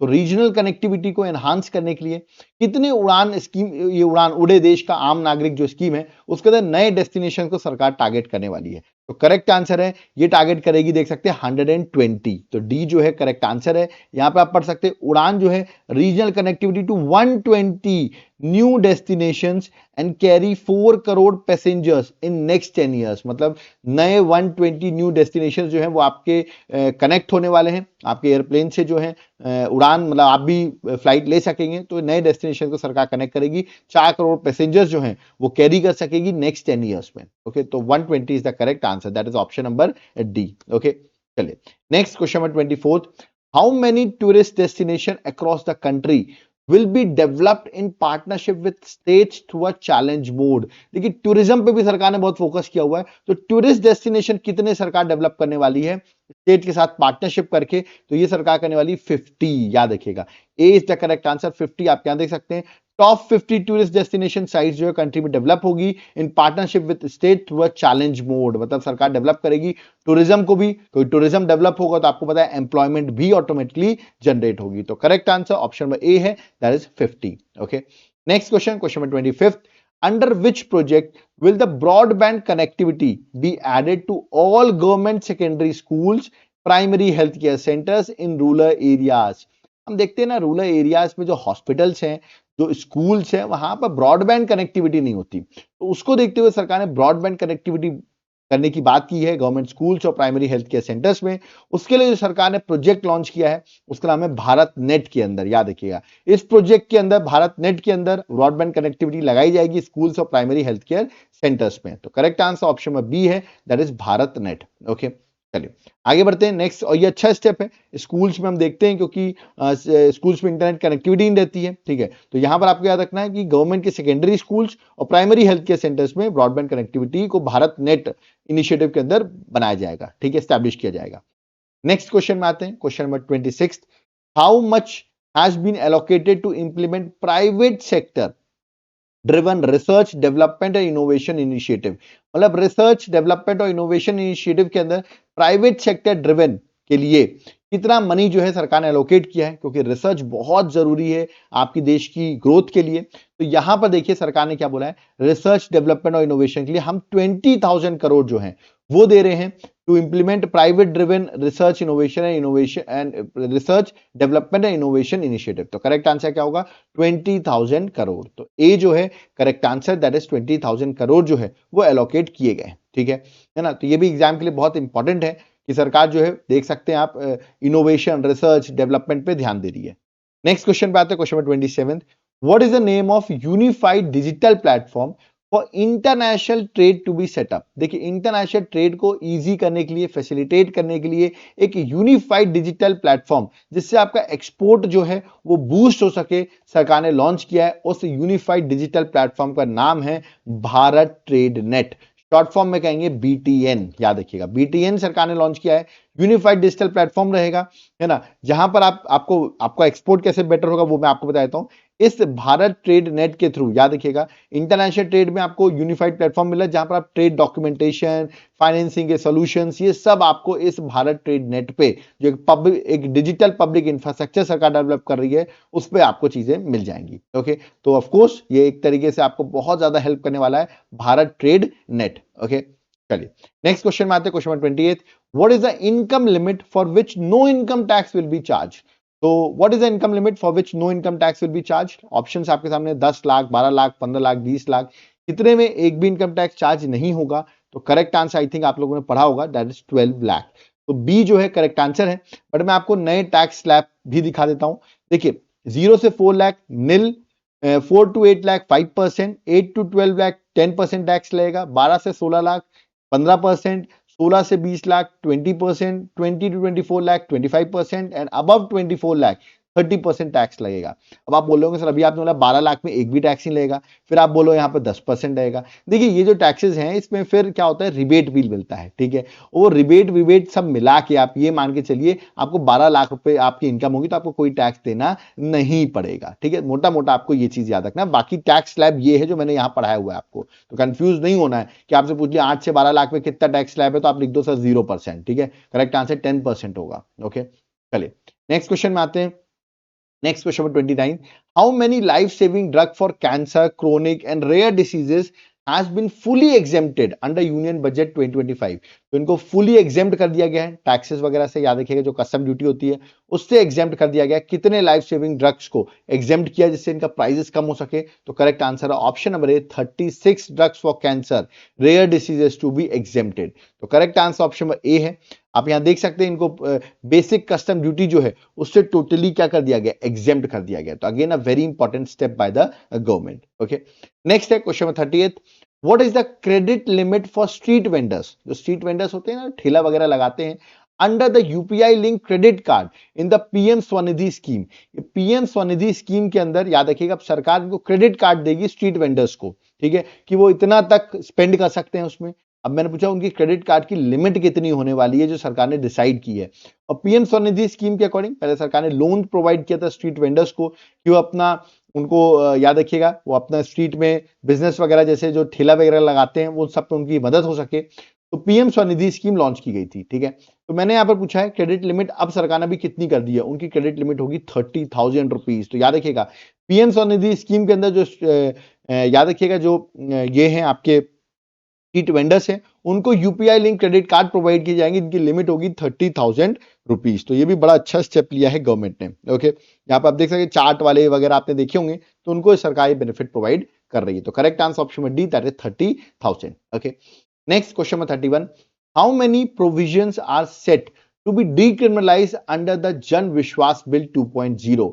अब देखिए सरकार ने बोला हम जन विश्वास बिल 2.0 लाएंगे जिससे ईज ऑफ डूइंग बिजनेस जो है वो बढ़ सके। एक्चुअली होता क्या है, आप देखते हैं उसमें क्रिमिनल पेनल्टीज रहती हैं, है ना। अगर आपने कुछ गलत कर दिया, मान लो टैक्स वैक्स नहीं पे किया, तो आपको सीधे जेल भेज दिया जाता है। सरकार ऐसे जो क्रिमिनल हैं, है ना, ये ऑफेंसेस लॉज बने हुए हैं, उनको डीक्रिमिनलाइज करेगी इस जन विश्वास बिल में 2.0 में। ठीक है, तो करीबन मोर देन 100 प्रोविजंस जो है वो सरकार डीक्रिमिनलाइज करने वाली है, जिससे कि लोगों को पेनल्टीज लगे, ठीक है, बट उनको जेल ना भेजा जाए, क्योंकि जेल की वजह से ही वो और डरते हैं, है ना। तो यहां पर आपको पेनल्टी लग जाए और आप इजीली फ्री हो सके। तो करेक्ट आंसर ऑप्शन में ए है, मोर देन 100 प्रोविजन जो है सरकार डीक्रिमिनलाइज करने वाली है ना, जिससे ईज ऑफ डूइंग बिजनेस में भी हेल्प मिलेगी, है ना। ये 2023 का जो जन विश्वास बिल था, वहां 180 लीगल प्रोविजंस को डिक्रिमिनलाइज किया गया था, मोर देन करीबन, और इस बार सरकार ने बोला करीबन 100 प्रोविजन को हम फिर से डिक्रिमिनलाइज करेंगे। ओके, चलिए नेक्स्ट क्वेश्चन में 32, how much funding has been allocated under the स्वामिम फंड। याद रखिए फुल फॉर्म में अभी आपको बताऊंगा, दैट इज स्वामी फंड के बारे में, ठीक है, ये है क्या, है ना। अभी सरकार ने कितना मनी जो है, फंडिंग जो है एलोकेट की गई है स्वामी फंड 2.0 में to complete 1 lakh more housing project. देखिए एक्चुअली आपको पता होगा बहुत सारे हाउसिंग प्रोजेक्ट्स होते हैं जो आप लोग, फॉर एग्जांपल बिल्डिंग बनने से पहले हम लोग, बहुत लोग पैसा देते हैं, ठीक है, कि हमें वो हाउसेस हैं वो बन जाएं, ठीक है, तो उसके लिए आप पैसा देते हो। बट क्या होते हैं, किसी ना किसी इश्यूज की वजह से वो प्रोजेक्ट्स रुक जाते हैं, मतलब जो आपका ई स्टेट सेक्टर है इसमें इश्यूज आ जाते हैं, जो बिल्डर्स होते हैं वो, उनको फंड्स नहीं मिलते हैं, बैंक वगैरह से लोन इजिली नहीं मिलते हैं, तो प्रोजेक्ट स्टॉल्ड हो जाते हैं, ठीक है, और नहीं बनने की वजह से लोगों को बहुत नुकसान होता है, ठीक है। तो सरकार ने उसके लिए आप देखेंगे एक फंड जनरेट करने की बात की है, दैट इज स्वामी फंड 2.0। इस फंड के अंदर कितना पैसा डाला गया वो बताता हूं, 15,000 करोड़ रुपीस सरकार जो है फंड के अंदर डालेगी, जिससे कि जो भी रियल इस्टेट में, याद रखिएगा, जो प्रोजेक्ट्स रुके हुए हैं, ठीक है, वो डेवलप हो सके वापस, ठीक है, वो वापस चालू हो सके। तो इसके लिए मैं आपको दिखाई दूं, देखिए सरकार ने, ये देखिए यहां पर इसका फुल फॉर्म पहले आप पढ़ लीजिए क्या है, that is special window for affordable and mid income housing fund. मैं थोड़ा पानी पी लेता हूं,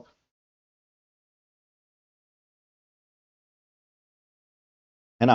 तो देखिए special window for affordable and mid income housing fund जो है, उसमें सरकार 15,000 करोड़ जो हैं वो, याद रखिए, प्रोवाइड कर रही है, जिससे कि मैंने भी आपको बताया ना, बहुत सारे ऐसे ई स्टेट सेक्टर्स होते हैं जहां पर आपकी हाउसिंग प्रोजेक्ट स्टॉल हो जाते हैं, तो वो वापस चालू हो सके। तो उसके लिए सरकार ने ये फंड जो है वो क्रिएट करने की बात की है, जिसमें सरकार करीबन 15,000 करोड़ रुपीस का फंड ये प्रोवाइड करेगी। ओके, चलिए आगे बढ़ते हैं नेक्स्ट क्वेश्चन में 33, the FDI limit in insurance sector has been increased from 74% to how much percent in February 2025? This is very good question.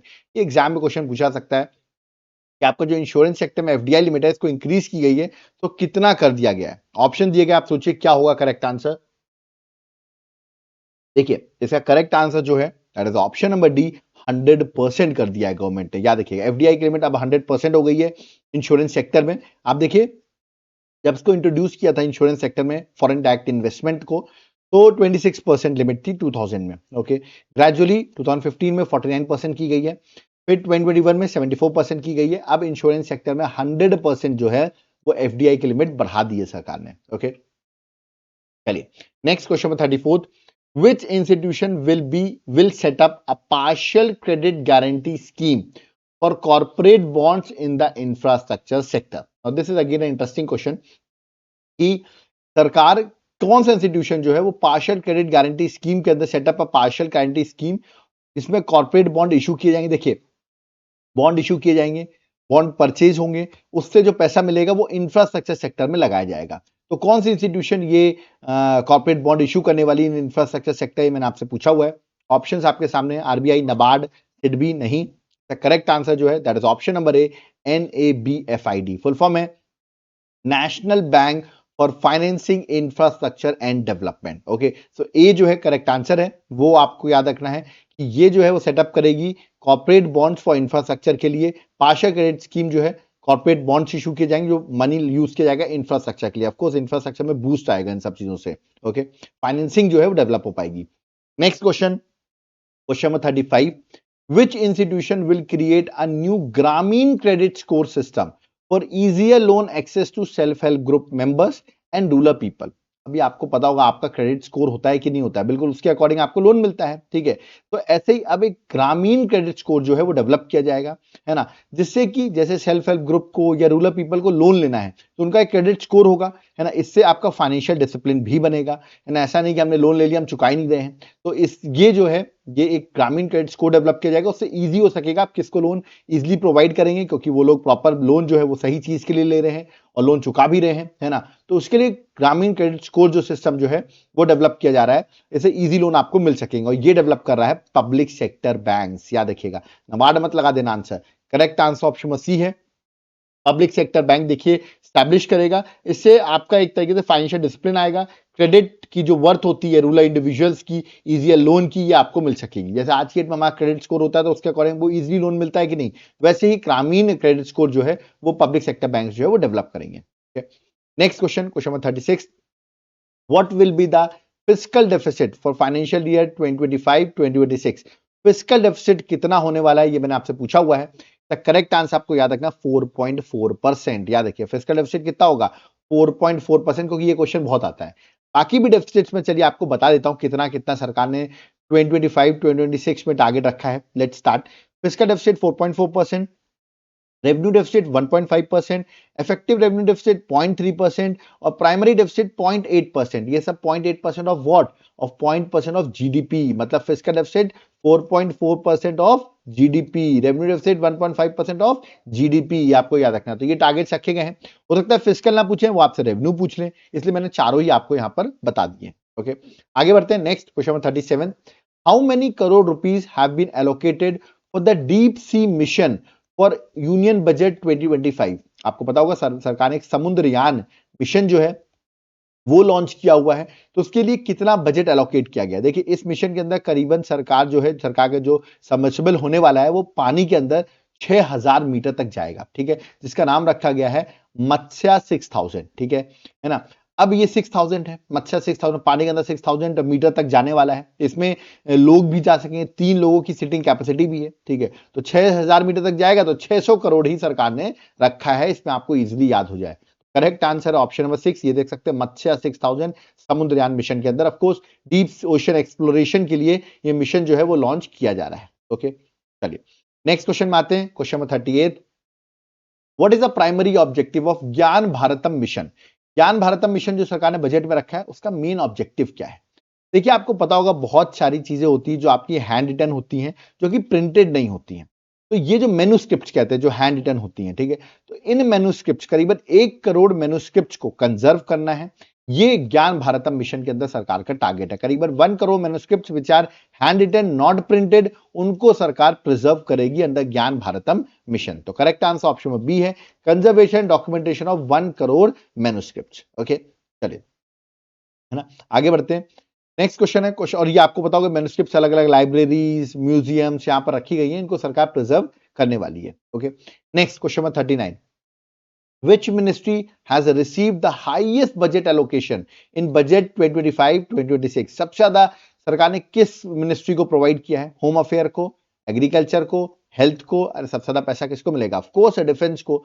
तो डिफेंस आप देख सकते हैं 4,91,732 करोड़ रुपीस जो है वो सरकार ने डिफेंस को एलोकेट किए हैं। तो करेक्ट आंसर ऑप्शन में डी है, दैट इज डिफेंस। ओके, तो मिनिस्ट्री ऑफ डिफेंस को सबसे ज्यादा एलोकेशन मिला है। Okay, next, how many aspiration और सब टारगेट, जिनको आप एस्पिरेशन कह सकते हैं, सब टारगेट कह सकते हैं, जो मेंशन किए गए हैं आपके इस बजट 2025 में, कितने एस्पिरेशन डिस्कस किए गए?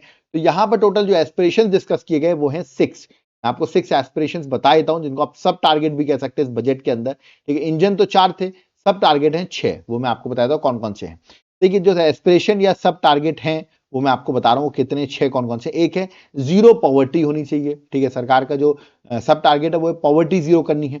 एजुकेशन 100% हमें गुड क्वालिटी एजुकेशन लानी है, सेकेंड आपका सब टारगेट हो गया। Third, high quality affordable and comprehensive health care provide करनी है।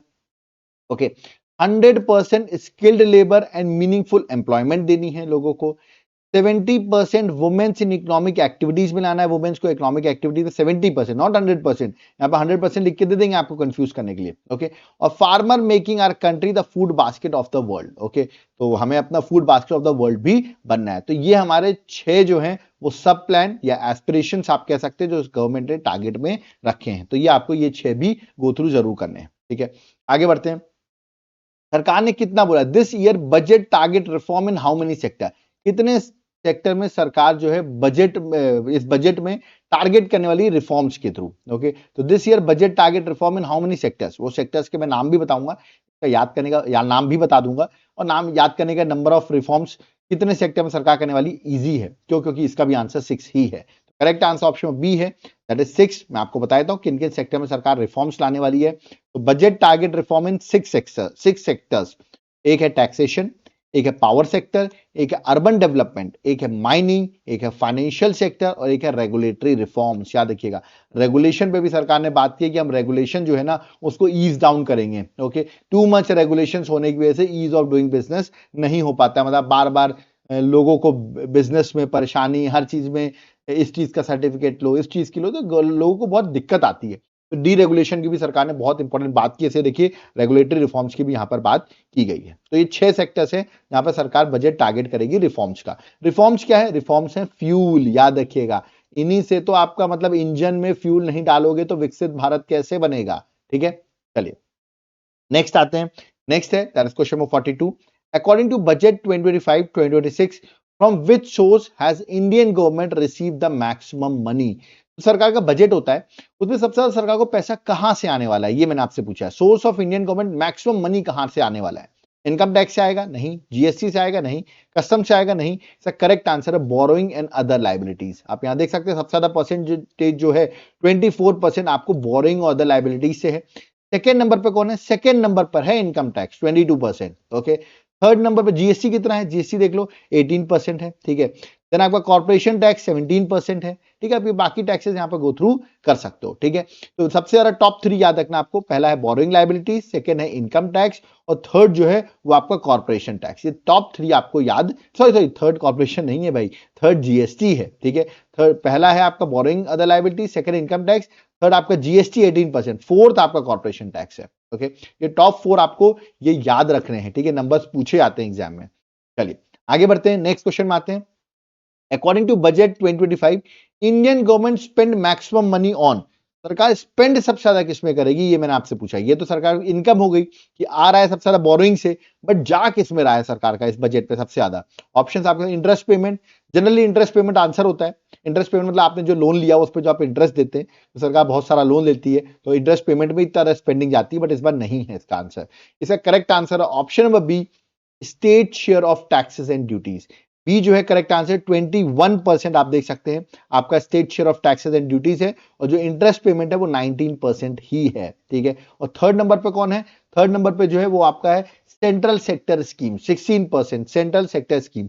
पेंशन और डिफेंस बड़े अच्छी बात है, देखो दो पेंशन जो है 4% है, डिफेंस जो है वो आपका 8% है। ठीक है, तो आपको याद रखना है इस बार सबसे ज्यादा जो है सरकार का मैक्सिमम मनी स्पेंड हो रहा है state share of taxes and duties में। तो correct answer option number B है। Okay, next question number 44, what is a maritime development fund corpus, जो सरकार क्रिएट कर रही है मैरीटाइम डेवलपमेंट फंड कॉर्पस, वो कितने का है। ठीक है, इसमें सरकार 49% अपना रोल प्ले करेगी। ठीक है, कितने का फंड क्रिएट करने की बात किया गया है, 25,000 करोड़ फंड की। ओके, तो करेक्ट आंसर यहाँ पे आप देख सकते हैं मैरीटाइम डेवलपमेंट फंड करीबन 25,000 करोड़ का सरकार बनाने वाली है, लॉन्ग टर्म फाइनेंसिंग में 49% कॉन्ट्रीब्यूशन जो रहेगा वो गवर्नमेंट का रहेगा। ठीक है, और 51 किसका होगा, ऑफ कोर्स प्राइवेट सेक्टर्स का होगा।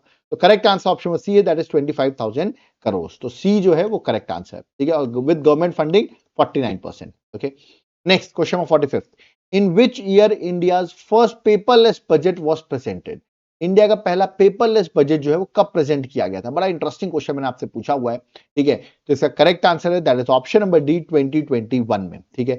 यहां पर आप देखिए जो डिजिटल बजट हमारा आया था, यहां पर जो हमारी निर्मला सीतारमन जी थी, ठीक है, वो आपको याद रखना 1 फेब 2021 में फाइनेंस मिनिस्टर निर्मला सीतारमन जी ने फर्स्ट पेपरलेस बजट प्रेजेंट किया था। मतलब यहां पर जो बजट आया था वो डिजिटल टैबलेट में था, ठीक है। मतलब एक डिजिटल एक टैब लेके वो आई थी, और वो टैब जो है वो आपका बही खाता जो है, बही खाता के अंदर वो पाउच था, ठीक है। मतलब बही खाता जो होता है, ठीक है, पुराने जमाने में आपने बही खाता सुना होगा, तो उस बैग के अंदर आप यहाँ देखिए ये बही खाता है, और इसके अंदर जो है वो आपका डिजिटल टैब था, ठीक है। तो वो उसके थ्रू उन्होंने बजट रखा था, फर्स्ट पेपरलेस बजट था, ऑप्शन नंबर डी जो है 2021 में।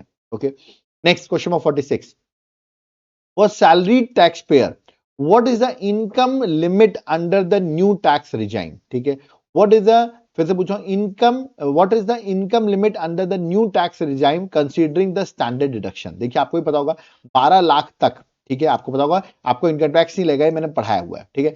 बट सैलरीड एम्प्लॉइज जो होंगे, याद रखिए, उनको एक स्टैंडर्ड डिडक्शन भी मिलता है, मतलब एक और एडवांटेज मिलता है, उसमें उनको टैक्स नहीं देना पड़ता, ठीक है। तो वो है 75,000 का, कितना है 75,000 का, तो उनका टोटल हो गया 12,75,000 तक, याद रखिएगा। स्टैंडर्ड डिडक्शन ऐड करने के बाद आपको याद रखिएगा टैक्स पे नहीं करना पड़ेगा। तो करेक्ट आंसर ऑप्शन सी है, दैट इज 12,75,000। ओके, तो ये आपको अमाउंट याद रखना है, ठीक है। Next question number 47, who is the current chief economic adviser of India? Chief economic adviser at present अभी इंडिया में कौन है, ये मैंने पूछा क्योंकि आपको पता होगा जो इकोनॉमिक सर्वे होता है आपका जो बनता है, वो इन्हीं की रेख देख में बनता है, चीफ इकोनॉमिक एडवाइजर की। मैं उनकी इमेज दिखा देता हूं, ये है हमारे चीफ इकोनॉमिक एडवाइजर, इनका नाम है वी अनंत नागेश्वरन। तो ए जो है करेक्ट आंसर है, डायरेक्टली आपको इनका नाम याद रखना है। और बता दूं इकोनॉमिक सर्वे जो है वो economic division of department of economic affair में एक इकोनॉमिक डिवीजन होता है, वो प्रिपेयर करता है, ठीक है, अंडर द फाइनेंस मिनिस्ट्री। और इसका ओवरऑल जो गाइडेंस रहता है वो चीफ इकोनॉमिक एडवाइजर जो होते हैं वी अनंत नागेश्वरन, वो इसके ओवरऑल एडवाइजर होते हैं। Okay, next question 48, what is the goal of asset monetisation plan for 2025 to 2030? तो एसेट मोनेटाइजेशन प्लान का सरकार का गोल क्या है? एसेट मोनेटाइजेशन प्लान होता क्या है ये भी मैं अभी आपको बताऊंगा, बट सरकार का गोल है यहां पर करीबन इससे 10 लाख करोड़ रुपए जनरेट करना और नए प्रोजेक्ट्स में इन्वेस्ट करना। तो करेक्ट आंसर ऑप्शन में बी है। अब मैं आपको बताता हूं ये एसेट मोनेटाइजेशन प्लान है क्या, ठीक है। देखिए करेक्ट आंसर तो बी है। देखिए एसेट मोनेटाइजेशन प्लान मतलब लेट अस सपोज सरकार का कोई एक टोल होगा, ठीक है, सरकार इस टोल को, मालिक तो सरकारी है फॉर एग्जांपल, इसको लीज कर देगी किसी दूसरे को, ठीक है, बदले में उससे पैसा ले लेगी, ठीक है।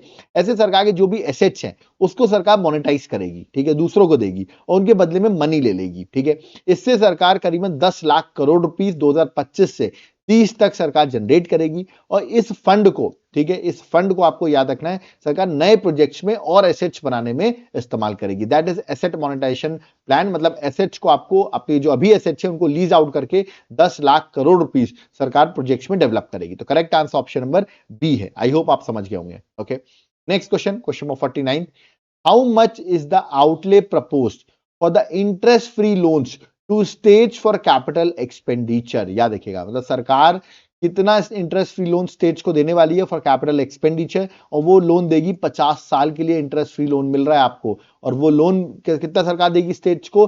1.5 लाख करोड़ रुपीस। तो correct answer option number C है। तो आप यहां देख सकते हैं, यहां पर वो कैपिटल एक्सपेंडिचर में इन्वेस्ट करें, मतलब अपने इंफ्रास्ट्रक्चर में स्टेट गवर्नमेंट इन्वेस्ट करें, उसके लिए करीबन 1.5 लाख करोड़ रुपीस सरकार देगी फॉर 50 ईयर्स। याद रखिए 50 साल के लिए आपको फ्री लोन्स मिलेगा स्टेट्स को, जिससे कि वो इंफ्रास्ट्रक्चर में पैसा इन्वेस्ट कर सके। ओके, एक और खास बात सरकार ने देखो पावर सेक्टर के लिए भी किया है। क्या किया पावर सेक्टर के लिए? पावर सेक्टर में हम देखते हैं ना बहुत ज्यादा लॉसेस होते हैं हमें, ठीक है, तो उसको देखते हुए स्टेट गवर्नमेंट को बोला है कि आप 0.5% of gross state domestic product, जो स्टेट की जीडीपी होती है उसका 0.5% एडिशनल बोरिंग कर सकते हैं, है ना, लोन ले सकते हैं, और वो पैसा आप डाल सकते हैं पावर सेक्टर के रिफॉर्म्स में। ओके, तो ये सरकार ने स्टेट गवर्नमेंट को एक हेल्प प्रोवाइड की है। ओके, चलिए नेक्स्ट क्वेश्चन में आते हैं, question 58, when is the investment friendliness index of states set to be launch? ये बड़ी अच्छी बात है। अब स्टेट्स का देखिए एक इंडेक्स रैंकिंग लॉन्च की जाएगी। अब स्टेट आपस में ये बताएंगे, उनकी रैंकिंग आएगी कौन सा स्टेट में इन्वेस्टमेंट के अकॉर्डिंग बेस्ट स्टेट है रैंक 1 में। तो इससे क्या होगा, अदर ये कंपटीशन हो जाएगा, यार हमारी रैंकिंग इतनी पीछे है इन्वेस्टमेंट के पर्सपेक्टिव में, हमको और अच्छा करना चाहिए, इसमें ज्यादा ज्यादा आपकी कंट्री आपके स्टेट्स में इन्वेस्टमेंट आ सके। तो इन्वेस्टमेंट फ्रेंडलीनेस इंडेक्स लॉन्च किया जाएगा स्टेट्स का, और ये लॉन्च किया जा रहा है 2025 में। तो करेक्ट आंसर ऑप्शन सी है, 2025 में इसको लॉन्च किया जाएगा। आई होप इससे स्टेट गवर्नमेंट और भी इन्वेस्टमेंट पे थोड़ा ज्यादा ध्यान दे। वैसे तो आजकल हम देखते हैं हमारी स्टेट गवर्नमेंट सिर्फ एक चीज पे ध्यान देती है, वुमेन्स को डायरेक्टली उनके अकाउंट में पैसा डालना। ये सरकार ने एक मेजर एजेंडा चला लिया है ना। इंफ्रास्ट्रक्चर वगैरह पे डेवलपमेंट तो छोड़ो, सीधे वुमेन्स के अकाउंट में कोई 2,000 डाल रहा है, कोई 3,000 डाल रहा है, कोई 5,000 रुपए डाल रहा है। मतलब आपको कोई काम करने की जरूरत नहीं है, आपके अकाउंट में सरकार डायरेक्टली पैसे डाल रही है। ये हर स्टेट गवर्नमेंट कर रही है, आप देख लो, चाहे ये बीजेपी की गवर्नमेंट हो, चाहे वो कांग्रेस हो, चाहे आम आदमी पार्टी हो, सब लोग यही काम कर रहे हैं। ठीक है, तो ये आपको याद रखना है। आई होप अब आप इन्वेस्टमेंट पे थोड़ा ज्यादा ध्यान देंगे, इससे ज्यादा ज्यादा बिजनेस आ सके आपके स्टेट में। बिजनेस आएगा तो जॉब्स आएंगी। ओके, तो यहाँ पे करेक्ट आंसर ऑप्शन सी है, that is 2025। Okay, next question number 51, how many fellowship are being offered under the PM research fellowship for technological research in budget 2025। Okay, तो budget 2025 में कितनी पीएम रिसर्च फेलोशिप की बात की गई है for technological research के लिए? ऑप्शंस आपके सामने हैं। इसमें सरकार ने बोला है 10,000 फेलोशिप, याद रखिएगा, ये to provide 10,000 fellowship for technological research in IITs and आईआईएससीज। ठीक है, इसमें इनोवेशंस बढ़ सके, लोग इसमें आएंगे, रिसर्च वगैरह में आएंगे, उनको बदले में 10,000 फेलोशिप दी जाएंगी। ठीक है, 10,000 लोगों को फेलोशिप दी जाएगी, जिससे कि उनको सैलरी वगैरह सरकार सब कुछ देगी, इसमें इनोवेशंस वगैरह हो सके। ओके, चलिए नेक्स्ट क्वेश्चन में आते हैं, question number 52, which group will benefit from the new scheme for the first time entrepreneur? जो बजट 2025 है उसमें नई स्कीम लॉन्च की जा रही है, उसमें मैंने आपसे पूछा है कि इस नई स्कीम में फर्स्ट टाइम एंटरप्रेन्योर को क्या बेनिफिट, कौन से फर्स्ट टाइम एंटरप्रेन्योर है जिनको बेनिफिट होने वाला है? तो चिंता मत करो, देखो जनरल कैटेगरी को कुछ नहीं मिलता है, ठीक है, तो वो तो नहीं है, बट यहाँ पर शेड्यूल कास्ट, शेड्यूल ट्राइब और वुमेन्स, चाहे कोई भी कैटेगरी की हो, ठीक है, ये तीन कैटेगरी को याद रखिएगा। नई, अगर आप पहली बार, अगर आप मान लो फॉर शेड्यूल ट्राइब से बिलोंग करते हैं और फर्स्ट टाइम एंटरप्रेन्योर बने हैं, ठीक है, फर्स्ट टाइम बिजनेस स्टार्ट किया आपने, तो आपको क्या इस बेनिफिट मिलेगा? इस नई स्कीम के थ्रू क्या बेनिफिट मिलेगा? लोन मिलेगा आपको, लोन लो और आप बिजनेस चालू करो। ठीक है, और शेड्यूल कास्ट है, शेड्यूल ट्राइब है या वुमेन्स है तो आपको मिलेगा। ठीक है, तो यहां पर आप देख सकते हैं न्यू एंटरप्रेन्योर स्कीम के अंदर क्या है, सरकार ऑफर करेगी टर्म लोन 2 करोड़ रुपए तक का for 5 lakh womens, schedule caste और शेड्यूल ट्राइब के लिए, अगर वो फर्स्ट टाइम एंटरप्रेन्योर है ओवर द 5 इयर्स। याद रखिएगा, तो ये सरकार का टारगेट है, तो आपको लोन मिलेगा, आप बिजनेस स्टार्ट करें। तो यहां पर सरकार जो है, अब आप कहोगे सर मैं जनरल कैटेगरी से हूं, ठीक है, या मैं ओबीसी कैटेगरी से हूं और मैं मेल हूं, तो मैं क्या करूं, और मेरे को बिजनेस स्टार्ट करना है, सरकार कुछ हेल्प करी, तो यहाँ पर सरकार कुछ हेल्प आपकी नहीं करेगी। जनरल ओबीसी बिलोंग करते हो और मेल हो तो कोई हेल्प नहीं होने वाली है, वुमेन हो तो जरूर हेल्प हो सकती है, शेड्यूल कास्ट, शेड्यूल ट्राइब में मेल फीमेल कुछ भी होगे तो विल गेट द हेल्प। ये गवर्नमेंट ने मेजर स्कीम अनाउंस की है। Okay, next question number 53, what is the western Kosi canal project in, याद रखिए, मिथ्यांचल एम्ड एट, मतलब ये वेस्टर्न कोसी कैनाल के बारे में सरकार ने बोला है कि इसके लिए भी सरकार मदद करने वाली है। इस बजट 2025 में इसकी भी बात की गई है, जो कि बिहार में है, बता दूं, कोसी कैनाल। तो इससे क्या होगा? इससे इरिगेशन डेवलप होगा, इंफ्रास्ट्रक्चर डेवलप होगा। किस लिए सरकार ने ये बिहार के लिए फंड रेस करने की बात की है कोसी कैनाल प्रोजेक्ट के लिए? इसका करेक्ट आंसर है इरिगेशन डेवलपमेंट करने के लिए बिहार में। तो करेक्ट आंसर ऑप्शन ए है, इरिगेशन डेवलपमेंट इन बिहार। तो आप देख सकते हैं, इसलिए लोग कह रहे हैं बिहार के लिए स्पेशली इतनी बात की गई है बजट में, इतना नाम किसी भी अदर स्टेट्स का नहीं लिया गया है। तो करेक्ट आंसर ऑप्शन ए है, that is irrigation development in Bihar. Okay, next question 54, what is the revised classification criteria for MSME, micro small medium enterprises, in terms of investment and turnover? याद रखिएगा, तो रिवाइज क्लासिफिकेशन क्राइटेरिया क्या है MSME का in terms of investment and turnover. अब नई definition आ गई MSME की, तो वो मैं अभी आपको डेफिनेशन दिखा देता हूं। तो यहाँ पर ऑप्शंस दिए गए हैं, जिन्होंने मेरा लेक्चर देखा होगा बजट का वो तो तुरंत आंसर दे देंगे, जिन्होंने नहीं देखा है मैं आपको एक्सप्लेन कर देता हूँ। करेक्ट आंसर ऑप्शन बी है, investment limit to be enhanced to 2.5 times and turnover to 2 times. तो आप कहेंगे ये क्या है, चलो मैं एक्सप्लेन करता हूं आपको। देखिए इसमें क्या है, पहले क्या हुआ करता था, पहले इन्वेस्टमेंट वाला देख ले, तो इन्वेस्टमेंट कितना मैंने बोला, इन्वेस्टमेंट बोला 2.5 टाइम्स, है ना। तो देखिए इन्वेस्टमेंट पहले, अगर आप माइक्रो इंटरप्राइजेस हैं तो 1 करोड़ रुपए, ठीक है, अगर आप इन्वेस्ट करते हैं तो आप माइक्रो इंटरप्राइजेस है, अब उसको बढ़ा के इंटू 2.5 कर दिया गया है, तो 2.5 करोड़ अब रिवाइज्ड है। ऐसे स्मॉल इंटरप्राइजेस का 2.5 से मल्टीप्लाई कर दिया तो 25 करोड़ हो गया, और मीडियम इंटरप्राइजेस पहले 50 था अब 125 करोड़ हो गया, मतलब 2.5 आप देख रहे हैं आपके इन्वेस्टमेंट में आपका इंक्रीज किया एमएसएमई की डेफिनेशन में, है ना, क्योंकि डेफिनेशन देखो अब ज्यादा अगर कर दिया तो अच्छी बात है ना, इससे आपका आप लोग इसमें सरकार की जो बेनिफिट्स हैं उसके अंदर आ जाओगे इस स्कीम के अंदर, ठीक है। अगर टर्नओवर के अकॉर्डिंग देखो तो पहले 5 करोड़ का टर्नओवर हो तो आप माइक्रो एंटरप्राइजेस करते थे, इसको 2 टाइम बढ़ा दिया है, तो अब 10 करोड़ हो गया है। स्मॉल एंटरप्राइजेस का 100 करोड़ कर दिया गया है और इसका मल्टीप्लाई बाय अगेन 2, तो 500 करोड़ कर दिया गया मीडियम एंटरप्राइजेस का, ठीक है। तो देख सकते हैं 2 टाइम्स टर्नओवर की लिमिट बढ़ाई गई है और इन्वेस्टमेंट की 2.5 टाइम्स। तो याद रखना है, टर्न टर्न करना मतलब 2 टाइम्स टर्न करो, इन्वेस्टमेंट मतलब 2.5 टाइम्स, ऐसे याद कर सकते हो आप, ठीक है। नेक्स्ट क्वेश्चन में आते हैं, question 55th। What is the total expenditure allocated in union budget 2025? Total expenditure कितना एलोकेट किया गया, कितने का इस बार का बजट है, क्वेश्चन आपसे पूछा सकता है। तो करेक्ट आंसर है 50.65 लाख करोड़ का बजट है। तो करेक्ट आंसर ऑप्शन में बी है, यहां पर आप देख सकते हैं 50.65 लाख करोड़ का जो है इस बार का आपका बजट है, तो बी जो है that is correct answer. Next question, question 56। Which committee recommended the separation of railway budget from general budget in 1924? देखिए अब आप सोचोगे सर रेलवे बजट का क्या हुआ। देखिए पहले रेलवे बजट और जो आपका जनरल बजट है वो अलग अलग आता था, 1924 से वो दोनों अलग अलग आते थे। एक कमिटी थी एक्वर्थ कमिटी, करेक्ट आंसर यहाँ बी है। एक्वर्थ कमिटी ने बोला था जनरल बजट और रेलवे बजट अलग अलग होना चाहिए, ठीक है। बट आप देखेंगे आगे चल के 2016 में एक कमिटी बनती है विवेक देबरॉय कमिटी, उस कमिटी ने बोला कि नहीं ये दोनों बजट को हमको मिक्स कर देना चाहिए। और 1 फेब 2017 में याद रखिएगा जब बजट आया आपका, ठीक है, 2017 का जब बजट रखा गया, ठीक है, तो उस टाइम पर आपको याद रखना है इस दोनों को जनरल और रेलवे बजट को मिक्स कर दिया गया था, ठीक है। तो इसका करेक्ट आंसर तो ये है कि सेपरेट कब किया गया था, 1924 में एक्वर्थ कमिटी की रिकमेंडेशन से, ओके। तो यहां पर आप देख सकते हैं ये एक्वर्ड कमेटी रिकमेंडेशन से अलग किया गया 1924 में। और फिर एक कमेटी बनाई गई, यानी कि विवेक देबरॉय और किशोर देसाई मेंबर्स थे। याद रखिए ये दो लोग थे, विवेक देबरॉय किशोर देसाई। कमेटी ने रिकमेंड किया कि हमें ये अलग अलग स्क्रैप कर देना चाहिए। और आप देखिए 2016 में ये गवर्नमेंट ने अप्रूव कर दिया, मतलब इस कमेटी की तो रिकमेंडेशन दे दी और अप्रूव कर दिया सरकार ने 2016 में कि हाँ स्क्रैप कर देना चाहिए, अब एक साथ ही आना चाहिए। और अगला जो बजट आया 2017 में तो वो कंबाइंड बजट आया रेलवे और जनरल बजट का। तो अब वो कंबाइंड बजट आता है तो इतना इंपॉर्टेंट अब रेलवे बजट रह नहीं गया, okay. Next question, question 57। Who became the first PM of the country to present the union budget? पहला ऐसा प्रधानमंत्री कौन है जिसने बजट को प्रेजेंट किया हो, ठीक है, first prime minister of the country, ठीक है। ऑप्शन है जवाहरलाल नेहरू। जवाहरलाल नेहरू की अगर बात करूं तो याद रखिएगा 1958-59 में, ठीक है, जब ये जवाहरलाल नेहरू ने बजट पेश किया था। क्यों? क्योंकि वो उस टाइम पे फाइनेंस मिनिस्टर भी थे, उनके पास फाइनेंस मिनिस्टर की भी रिस्पॉन्सिबिलिटी थी, इसलिए उन्होंने बजट को भी पेश किया था। तो करेक्ट आंसर जवाहरलाल नेहरू है, okay. Next, first budget of independent India किसने प्रेजेंट किया? देश जब आजाद हुआ 1947 में, उसके बाद सबसे पहला बजट पेश करने वाले कौन फाइनेंस मिनिस्टर थे? तो ये आपके सामने दिख रहे हैं, उनका नाम है आर के शनमुक्लम शेट्टी। याद रखिएगा आर के शेट्टी जो है करेक्ट आंसर है। इन्होंने प्रेजेंट किया था पहला बजट ऑफ इंडिपेंडेंट इंडिया। आप देख सकते हैं 1947 नवंबर में इस बजट को उन्होंने पेश किया था, 26 नवंबर 1947 में, ओके। लेकिन अगर आपसे कोई क्वेश्चन पूछे, ठीक है हम रिपब्लिक डे कब बनाते हैं? 26 जैन 1950 से हम रिपब्लिक डे सेलिब्रेट कर रहे हैं।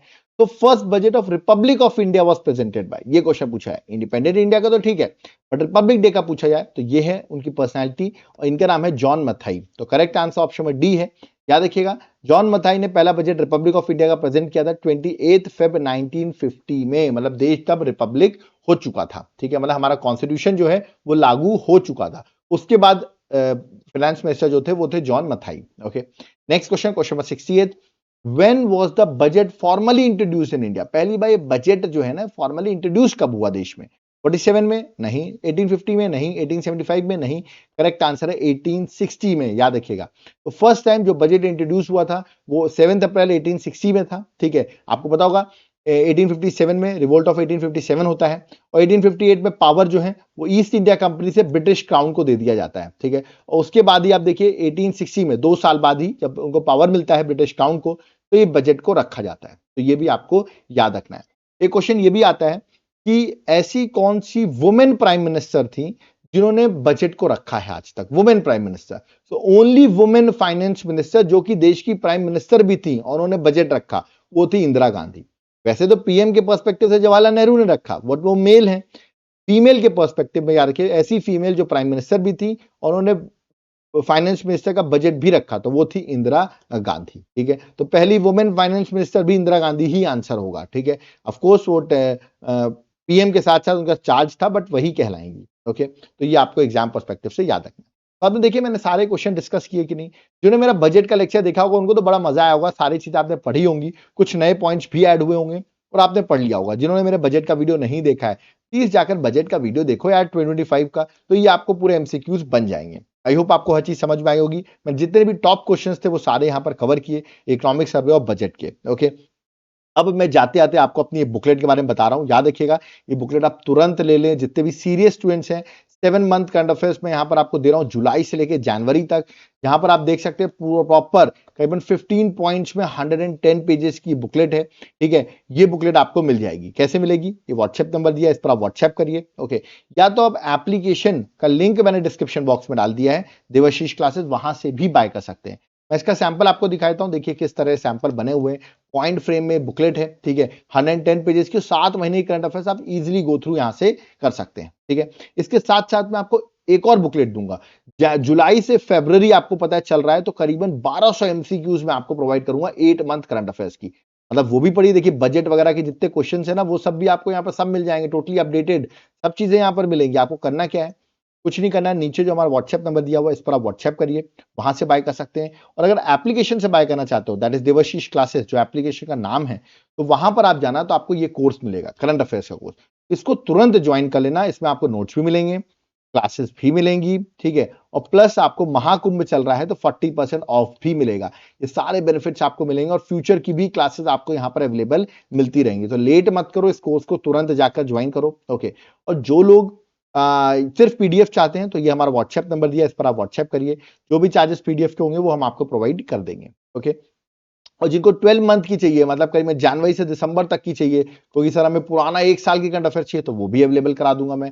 और अगर पुराना 1 साल की आपको एमसीक्यूज करंट अफेयर्स चाहिए, वो भी अवेलेबल हो जाएगी। सारी चीजें एक साथ अवेलेबल होंगी, ऐसा नहीं अलग अलग सबका चार्ज लगेगा। वन टाइम पेमेंट है और सारे बेनिफिट्स आपको मिलेंगे। तो तुरंत व्हाट्सएप करो अगर आपको इन सब की डिटेल्स चाहिए हो, या तो आप एप्लीकेशन के थ्रू भी बाय कर सकते हो। ओके, आई होप मेरा बजट का लेक्चर आपको अच्छा लगा होगा। बट इसी तरह आप सोच रहे होंगे पॉलिटी, ज्योग्राफी, हिस्ट्री, इकोनॉमिक्स, ये सारी क्लासेस जनरल स्टडीज की, चाहे पॉलिटी हो, ज्योग्राफी हो, हिस्ट्री हो, इकोनॉमिक्स हो, करंट अफेयर्स हो, एनवायरमेंट हो, साइंस हो, सब मिल जाए आपको, बिल्कुल मिल जाएंगी। मेरे एप्लीकेशन को डाउनलोड करो, 40% फ्लैट ऑफ है और जनरल स्टडीज के नाम से कोर्स दिया हुआ है, इस कोर्स को ज्वाइन कर लो और ये सारी क्लासेस आपको अवेलेबल मिल जाएंगी। ओके, तो एक बार एप्लीकेशन को जरूर विजिट करो, आपके लिए बहुत बेनिफिशियल रहेगा। ओके, ये लेक्चर बनाने में बहुत मेहनत लगी, बहुत सारे क्वेश्चन ढूंढने पड़ते हैं, बनाने पड़ते हैं, तो प्लीज आप वीडियो को लाइक जरूर करिएगा इस मेहनत के लिए, और वीडियो को शेयर करिए अपने फ्रेंड्स के साथ जिनको बजट तो पढ़ लिया है बट एमसीक्यू प्रैक्टिस नहीं की है, उनके साथ इस वीडियो को जरूर शेयर करिए।